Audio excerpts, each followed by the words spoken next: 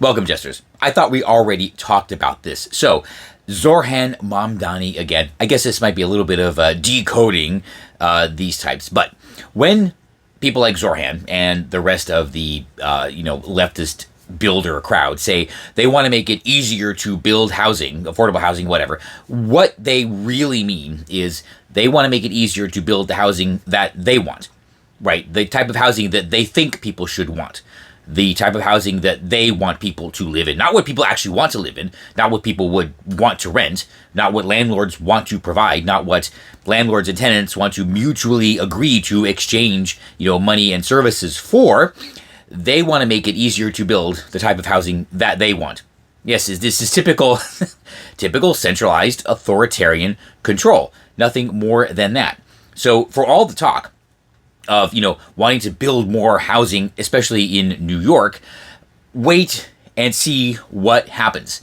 They will probably announce some, groundbreaking, initiatives to entice builders to build, housing in New York. And they'll say, oh, well, it's going to involve the private sector. But I guarantee you, they're going to announce it. And then all the activists, for all these little niche causes, are going to start to pile on, and they're going to start making all sorts of ridiculous demands that people generally don't want, like, special air filters, noise reduction in the windows and the walls.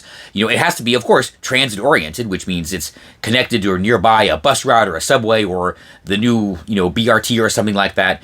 It's also going to have a green space, even if it's next to a park, right? It's going to have elevators that are capable of handling a certain size stretcher, which is apparently something that's happening now, or even elevators to begin with in maybe even a 3-story building. And of course, that some group is going to come up and demand that there be EV chargers on the street. Now, of course, this is going to anger the transit people, and they're going to end up in some weird little catfight, which is going to be very entertaining to watch, but it is going to happen. And somehow they are going to make access to daycare the landlord's responsibility. Watch, that is definitely going to happen. And then, of course, there's all the old-timey things that have been around forever. It's going to have LEED 99, triple platinum, diamond, emerald encrusted standards or whatever. The building will have to have a renewable energy contract so that all of its electricity comes from solar and wind, but of course not the cleanest form of energy, nuclear. No, can't have that. And because it's New York, the unions are going to get involved somehow. The other organizations are going to be involved somehow. And then, of course, they're not going to do anything to actually fix the permitting regime in New York. That's still going to be in place. And, of course, I forgot. How silly of me. It's going to have below market, affordable, and be part of rent control. And the landlords are still not going to be able to charge the rents that they are going to need to actually sustain the building, because that's just how that always works. Those are things that these leftist advocates want. It's not what most people want. Now, if a builder wants to build a building with EV chargers or a renewable energy contract or something like that, sure, if there's market demand for that, yeah, they can do that. But that's between the builder and the renters, not the city government, right?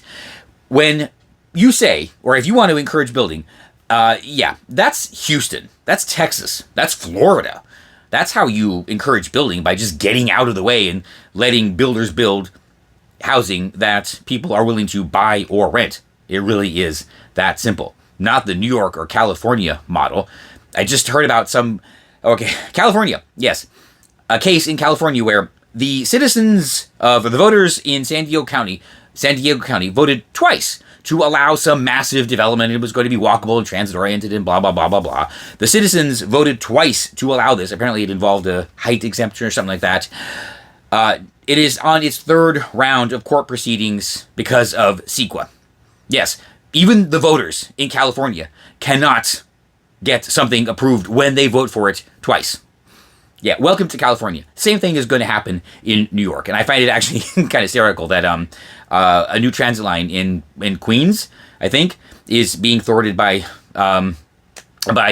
people that live in the area. So, yeah, and they can only do this because of the regime that Democrats have built up over the years. It is very fun to watch them to watch them eat themselves alive using systems that they themselves created. But we'll never have the presence of mind to realize that They created the problem that is killing their plans in the first place. Oh well, let's just all watch and laugh. How about that? I'm in for a good time. And you know I'm right.